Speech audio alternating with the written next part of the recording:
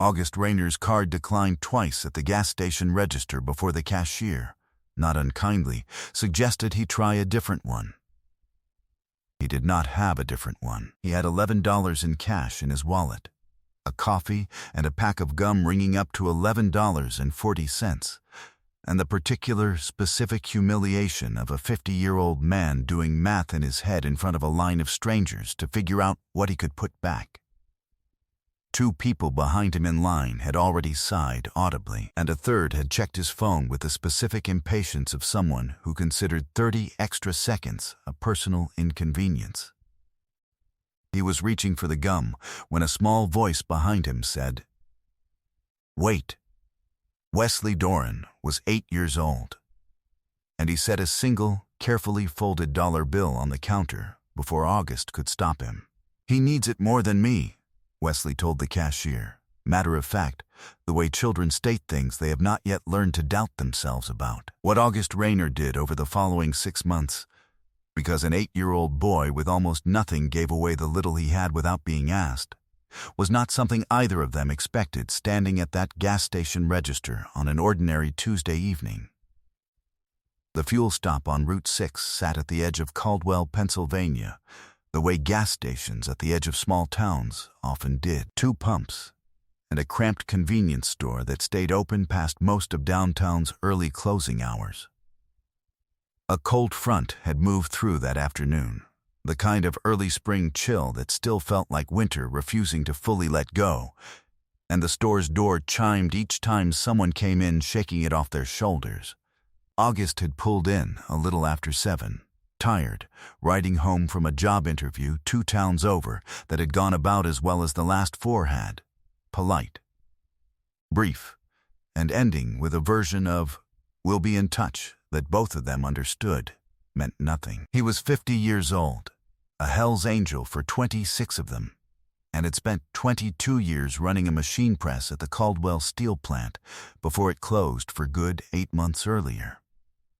Laid off along with 310 other men on a Friday afternoon, nobody in that plant had seen coming, despite 2 years of rumors. He remembered the exact moment the foreman read the announcement over the floor's intercom. Remembered how the whole line froze mid-motion for a full 5 seconds before anyone's hands started moving again. 311 men trying to process the end of something most of them had built their entire adult lives around. He had trained apprentices on that press for a decade. He had assumed, right up until the announcement, that he would train a few more before he was done. He had savings, once. 8 months of unemployment checks, a mortgage that did not care about plant closures, and a divorce finalized the year before all of it. His wife of 19 years deciding, not unreasonably, that she had given the marriage everything she had left to give, had worn most of that cushion down to almost nothing. He had told nobody in his chapter how close to nothing. Men who had ridden beside him for 2 decades knew he'd lost the job. They did not know he'd started keeping a running count, some weeks, of exactly how many days were left before the mortgage payment came due against a checking account that might not cover it, or that his hands had taken to trembling slightly some nights doing that math alone at his kitchen table. A reaction he told himself was tiredness and knew, somewhere underneath the telling, was closer to fear. He had not expected, walking into a gas station for a $5 coffee, to end up needing a stranger's help to leave with it. He turned to look at the boy properly for the first time. Wesley was small for 8, wearing a jacket a size too big with a zipper that didn't fully close, standing beside a woman at the end of the candy aisle who looked, the moment August's eyes found her, like she wanted to sink through the floor.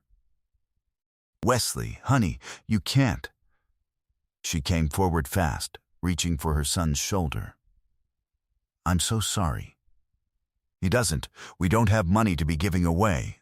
"I'm so sorry, sir, ma'am. It's all right," August said, though it plainly was not, in the way both adults in that conversation understood without saying so. "I wanted to," Wesley said. looking between his mother and the stranger with the particular earnestness of a child who has not yet learned that adults sometimes prefer a lie to an inconvenient truth.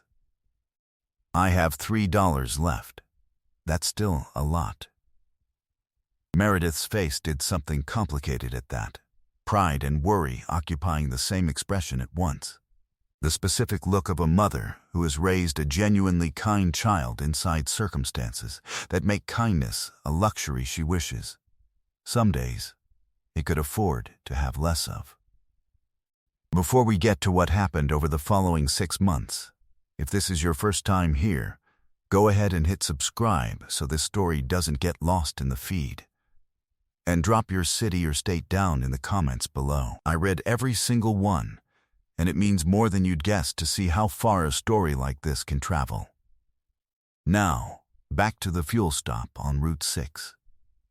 Because the dollar this 8-year-old boy handed over without being asked was about to matter a great deal more than either the boy or the man standing at that register that evening could have known. Her name was Meredith Doran. She was 31. A home health aide whose hours had been cut from 35 a week to 22 4 months earlier when her agency lost a contract. And a single mother since Wesley's father left when the boy was 3 and had not, in the 5 years since, sent so much as a birthday card. She worked what hours she could get, picked up weekend shifts cleaning offices when the agency had nothing for her, and had, that particular week, been counting quarters out of a jar on the kitchen counter to make sure they had gas money to get to her Thursday shift. Their apartment went quiet most evenings, by 8. The particular silence of a household where every unnecessary light gets turned off to save on the electric bill, where the television stays dark more nights than it plays, where a mother and son have learned to fill the silence with conversation instead, because conversation, at least, is free. Meredith had gotten good, over 5 years of doing this alone, at making that silence feel like calm rather than what it actually was. The sound of careful math being done in a room where nobody wanted to say the numbers out loud. The dollar Wesley handed over had come from that jar, the last of the loose change Meredith had let him keep from turning in cans at the recycling center the weekend before. Money he had been saving, slowly, toward a video game a friend at school had been talking about for a month. He had a little over $4 in a sock in his dresser drawer before tonight. He had exactly $3 in it now. He had been counting that sock every few days, the way children count things they are proud of having earned themselves rather than been given. Checking the total against the game's price at the store 2 towns over that his mother occasionally drove past on the way to her Thursday shift. He had noticed August's face at the register the way he noticed most things adults did not realize children were watching closely. The particular stillness of someone doing math they did not want anyone to see them doing. The same stillness he had watched cross his own mother's face at that same register more times than either of them had ever discussed out loud. He had learned to recognize it the way other kids learn to recognize a favorite song after a few bars, instantly, and without needing to think about how. "You look like my mom looks sometimes," Wesley told August, when August, crouching down slightly, asked him why. "When she's trying to make it work in her head before she says anything." Meredith's hand went to her own mouth at that. August did not say anything for a long moment. "How old are you, Wesley?" 8. "You always this generous with your own money?" Wesley considered the question with the specific seriousness of a child deciding whether an honest answer might get him in trouble. Mom says being poor doesn't mean you can't be generous. It means you have to think harder about it first. "That's a good thing to know at 8, August said. "Took me considerably longer than that to figure it out myself, and I'm not sure I ever explained it half as well." Wesley shrugged, the specific unself-conscious shrug of a child who has said something wise without fully registering that it was wisdom rather than the plain truth as he understood it. August paid for his own coffee with the cash in his wallet. insisted on covering whatever Meredith and Wesley had come in for as well despite her protests, and asked, before they left, whether he could buy them both dinner at the diner across the street. Meredith hesitated long enough that August added, quietly, that he was not asking out of pity, only because he did not particularly want to eat alone that night either, which happened to be true. They walked across the street together, Wesley chattering the whole way about a school project on volcanoes that had nothing to do with anything that had happened moments earlier, and everything to do with a boy who had, evidently, decided the stranger from the gas station was now someone worth telling things to. Meredith watched the two of them fall into an easy conversation about baking soda eruptions and felt something in her own chest loosen slightly. The first time in months she could remember an evening not feeling entirely like something to survive. Over dinner, August learned considerably more than he expected to about a family he had known for less than an hour. The cut hours, the missed contract, the landlord who had sent a second notice that week about rent that was 11 days late, the quiet arithmetic Meredith did every single evening after Wesley went to sleep, trying to make numbers that did not add up look like they eventually would. "I keep thinking it'll turn around," Meredith whispered at one point, mostly to her coffee cup, her composure breaking for a moment before she caught it and pulled it back together the way August suspected she had learned to do 100 times before in front of her son. "It has to turn around eventually." "Doesn't it? Sometimes it needs a push," August said. "Doesn't mean you weren't already doing everything right."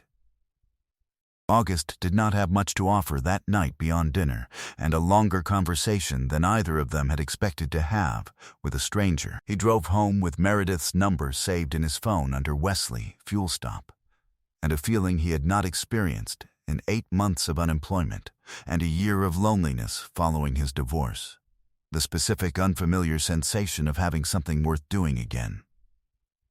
He called his chapter president the next morning, a man named Reyes. He had ridden alongside for close to 2 decades and did not immediately know how to explain why a gas station encounter with a stranger's kid had stayed with him through an entire sleepless night. He did not ask for money. He told the story, the declined card, the dollar, the boy's flat, unblinking explanation of exactly why he'd done it, and let the rest speak for itself, the way it usually did among men who had spent decades understanding that some debts get repaid forward rather than back.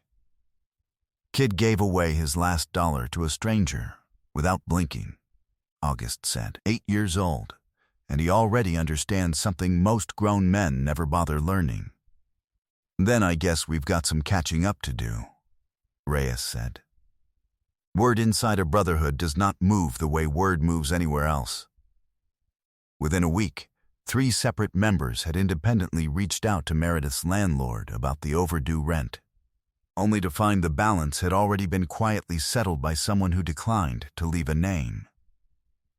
A member who ran a small medical staffing agency 2 counties over had a position open for a home health aide with Meredith's certifications, full-time, benefits included, and had her paperwork processed before she'd finished asking whether the position was actually available. Another member, a mechanic, spent a Saturday fixing the persistent knock in Meredith's 14-year-old sedan that she had been driving on faith and quiet dread for the better part of a year, refusing payment for parts or labor and telling her when she pressed that he'd consider it a personal favor if she stopped bringing it up. A 4th member, a woman named Priscilla, who ran a small bakery downtown, started leaving a box of day-old pastries on the Dorrance doorstep most Sunday mornings, never announcing herself, never expecting thanks.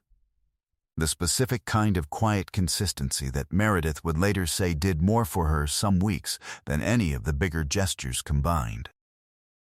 None of it happened all at once, and none of it happened as a single grand gesture.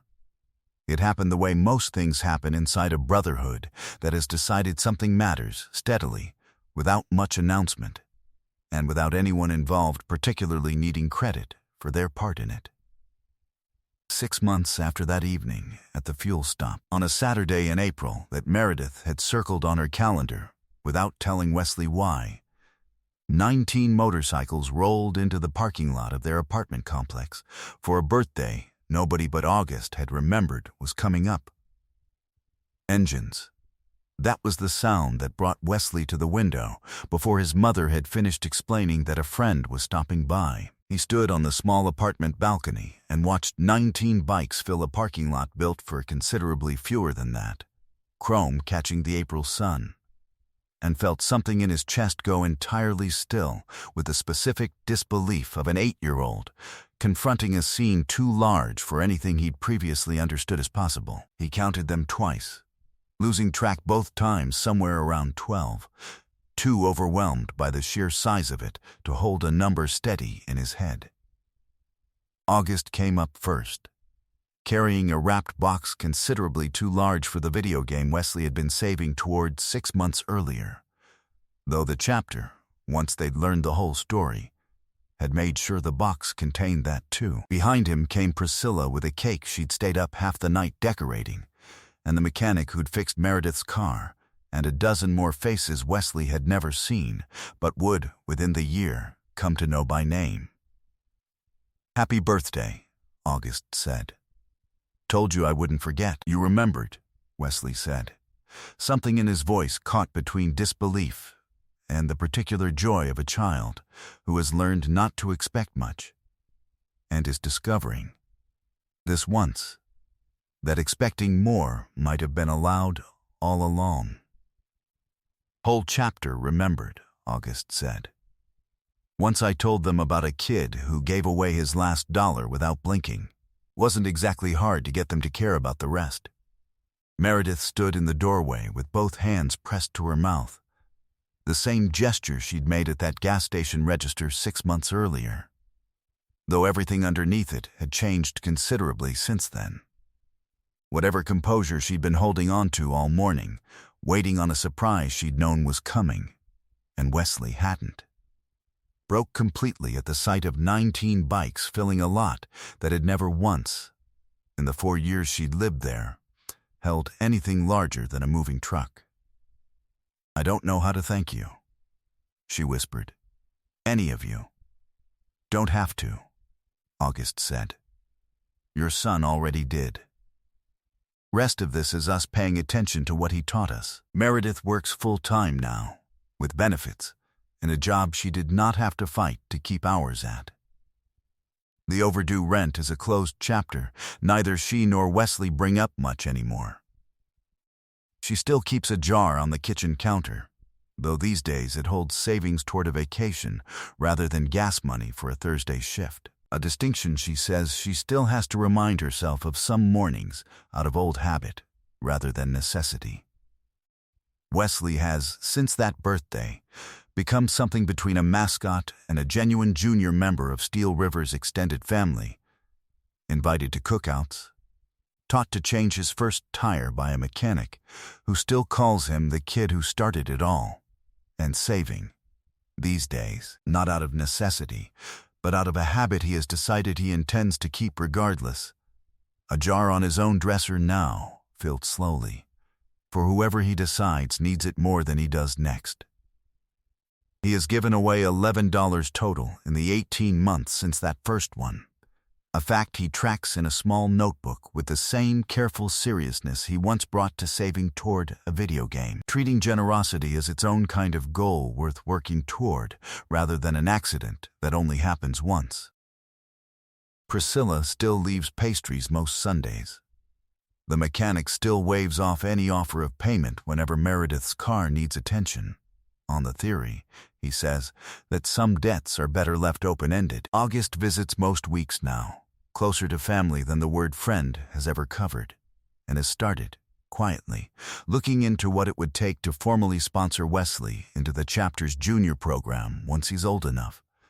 A fact neither he nor Meredith has mentioned to Wesley yet, preferring to let it stay a surprise for a little while longer.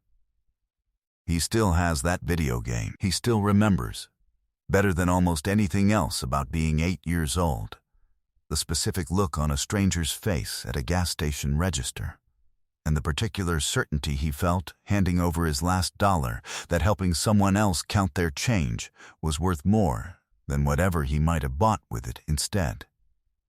If this story reached you, if you believe generosity costs the most and matters the most, when it comes from someone with the least to spare, share it with someone who needs the reminder that a single dollar, given at exactly the right moment, can end up changing considerably more than one person's evening. Subscribe so you never miss the next one. And down in the comments, tell me where you're watching from tonight, and whether a small kindness ever changed the direction of your own week, and if you believe Wesley deserved every one of those 19 engines that showed up for his birthday. Type generous below so he knows it reached you too.